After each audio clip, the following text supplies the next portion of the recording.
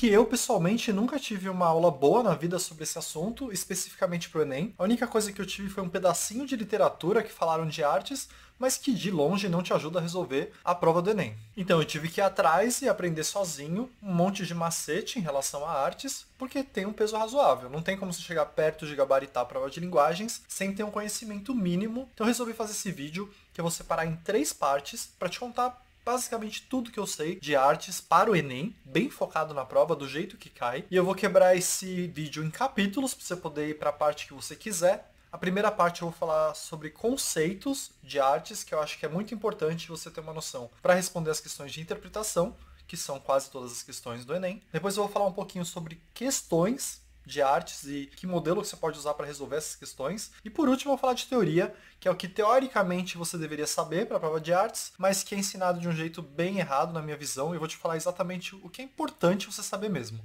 para você estudar antes de ir para a prova. Então é isso, não deixe de ativar a notificação para não perder nenhum dos próximos vídeos, que agora que eu vou dar um monte de dica para a prova mesmo, para o dia da prova. E bora pro vídeo de hoje.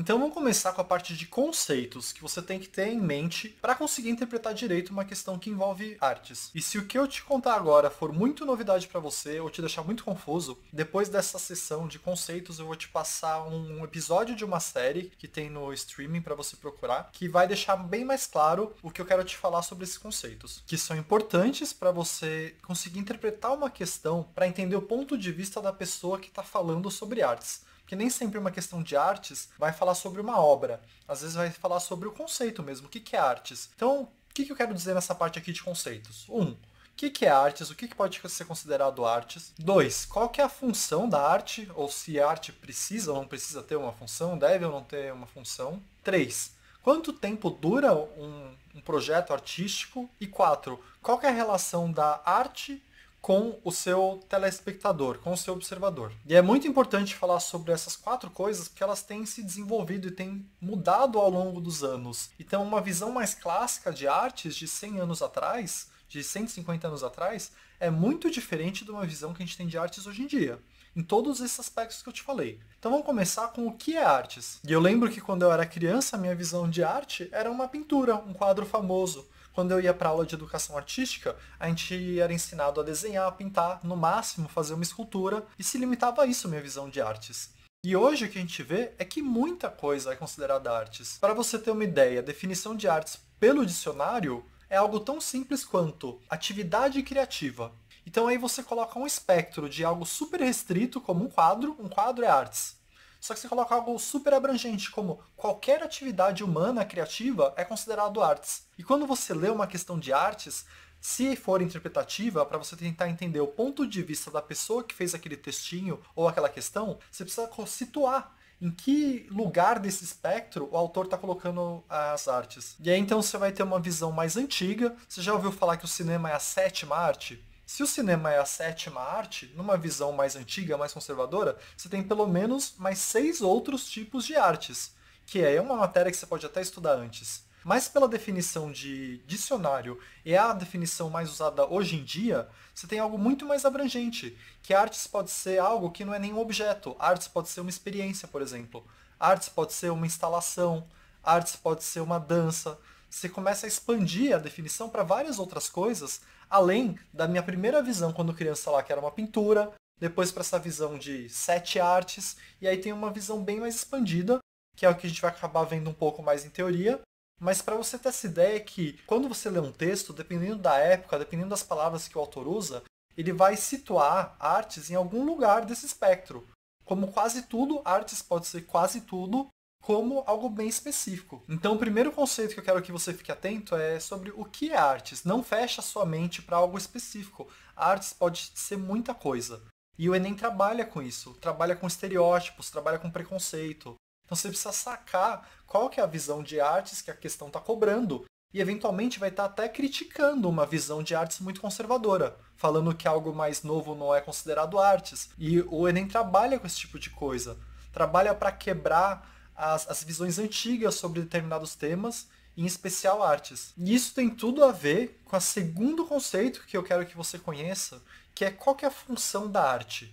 Eu vi outro dia uma personalidade falando que a função da arte é meramente divertir alguém. Muita gente acha que a arte tem uma função meramente estética, fazer algo bonito para ser apreciado. Mas a arte pode ter um papel muito mais amplo que isso, inclusive um papel social, de tentar melhorar a sociedade. Então, quando a personalidade falou um negócio desse, que a arte tem um papel meramente de diversão, de entretenimento, para mim é uma viagem imensa e é algo que inclusive o Enem trata.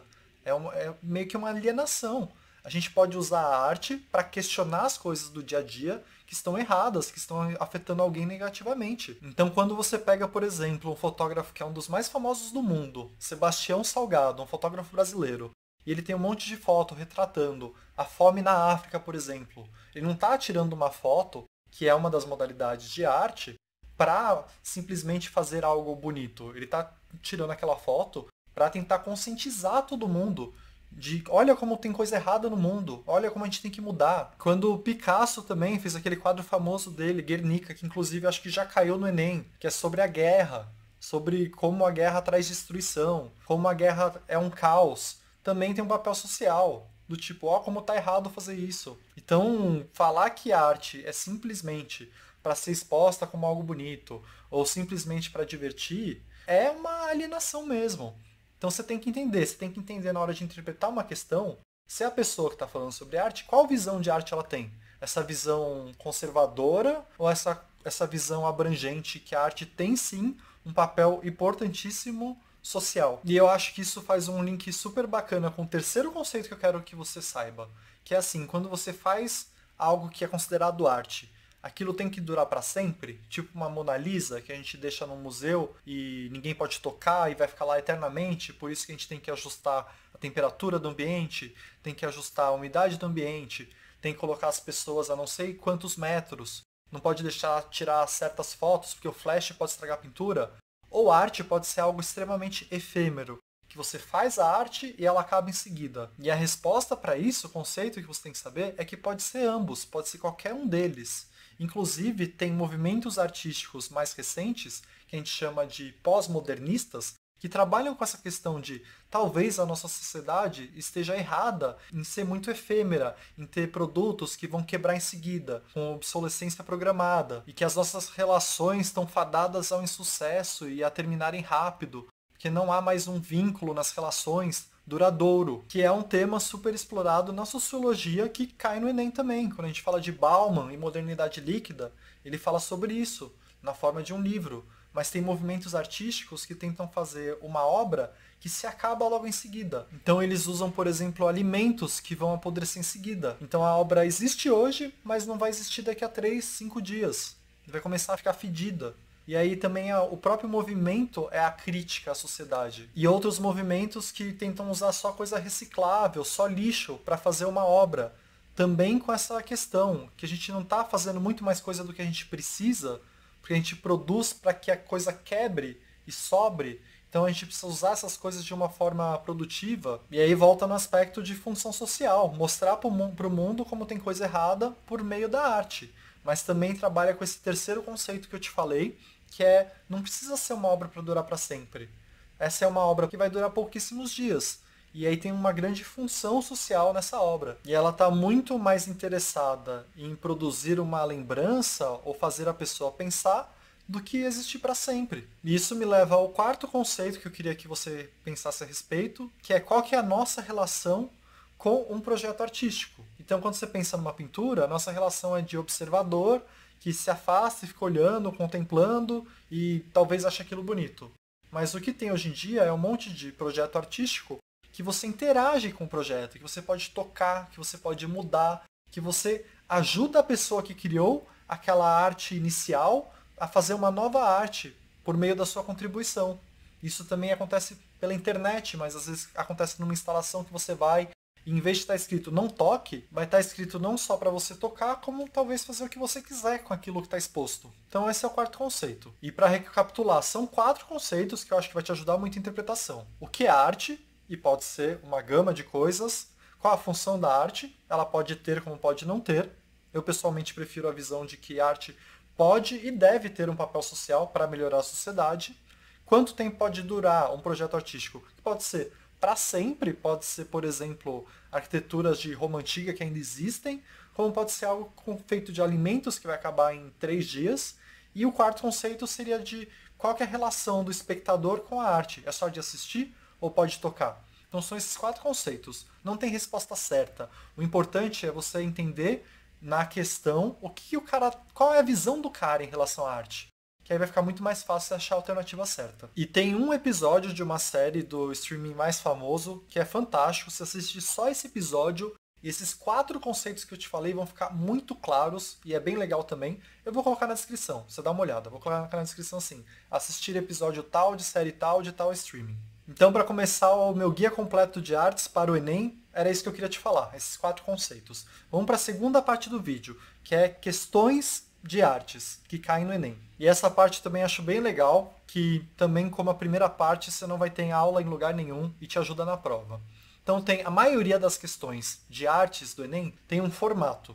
E o formato é o seguinte: vai ter um textinho, um texto verbal e um texto não verbal, mas pode ser verbal também, mas vai ter um projeto artístico. Então vai ter um texto, uma dissertação, por exemplo, uma reportagem, e vai ter um quadro, por exemplo, ou uma foto de uma escultura, ou qualquer variedade de artes que você pode pensar. E a questão vai pedir uma análise de comparação entre o que o texto está falando e o que aquela obra está te mostrando. E nas alternativas vai ter um monte de opção, do tipo, tal obra assume a visão de tal texto da seguinte forma. Comparando as duas. Na própria alternativa vai ter um tipo de comparação entre as duas.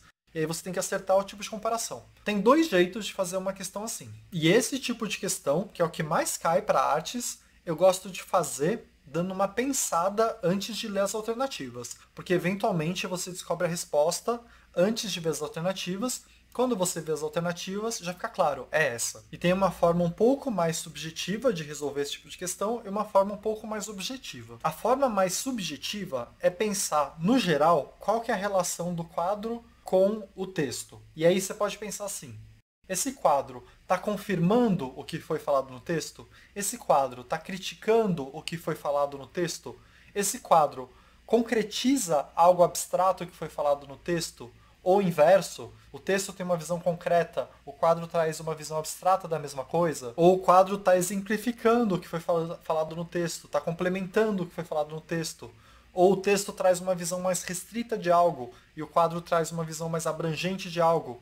Vice-versa também é válido. O texto traz uma visão muito abrangente de algo, a obra traz uma visão muito restrita de algo. Então essa é a forma mais subjetiva. Você dá uma pensada de modo geral nos dois, qual que é a relação? Exatamente, eles usam a palavra qual a relação. E o seu pensamento também tem que ser assim, qual que é a relação? Eles estão falando a mesma coisa, estão falando coisas diferentes? O que um complementa do outro?